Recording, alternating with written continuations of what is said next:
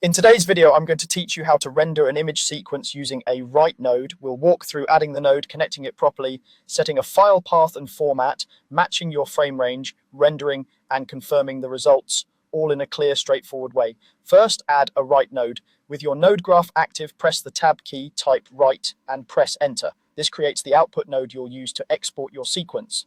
Next, connect it to the end of your node tree. Drag the input of the write node to the final node in your setup, the one that represents your finished, graded, and composited image. This ensures you're exporting exactly what you see at the end of your pipeline, not an intermediate result. If you accidentally connect earlier in the chain, you'll render an incomplete image, so double check that connection. Open the write node's properties and set your file path. Choose a destination folder you can find easily, then type a file name with a frame number placeholder like output %04d.pang. That placeholder is important. %04d tells the software to number frames with 4 digits, 0001, 0002, and so on. Without it, each frame would overwrite the previous one, leaving you with a single file.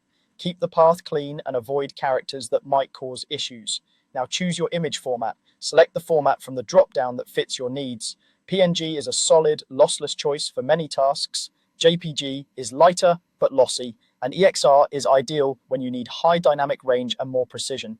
Pick the one that matches your delivery or pipeline requirements. Make sure your frame range matches your timeline or your desired output. Confirm the start and end frames are correct, so you render exactly what you intend. If you're only exporting part of the timeline, set that here.